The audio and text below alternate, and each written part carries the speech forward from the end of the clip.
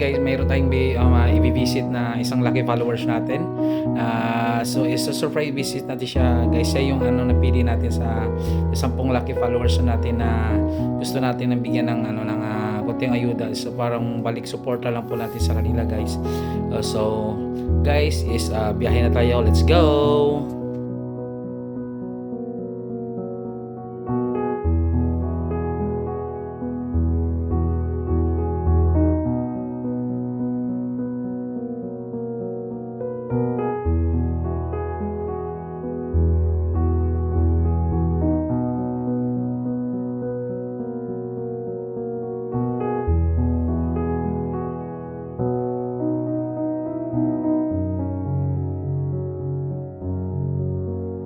Guys is nandito na tayo is malapit na tayo sa bahay ni ma'am. So bali surprisehin natin siya.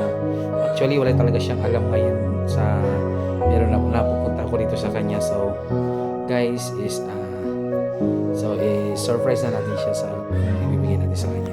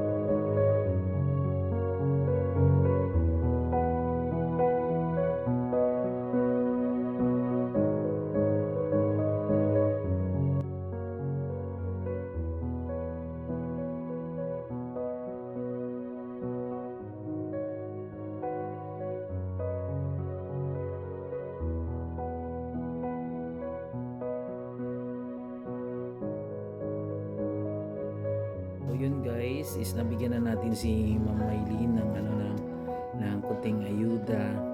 Kasi siya yung napili ko doon sa 10 followers ko na lucky followers ko. So yung 9 po na followers ko na bibigyan ma'am is tomorrow po is mamimili po ulit ako ma'am ng isa. Basta ma'am surprise visit ko lang kayo dyan ma'am. So mabibigyan ko po na lucky followers ko ma'am ha. So maraming po talaga salamat kay Ma'am Maylene sa pag-appreciate po sa binigay namin kunting ayuda, kunting tulong ma'am. Maraming salamat po. At saka po continue lang din po ma'am pagtulong niyo ma'am sa mga kabataan naman pinapakain ninyo ma'am. Sa sunod po is mas malaki-laki na po dyan. Thank you po.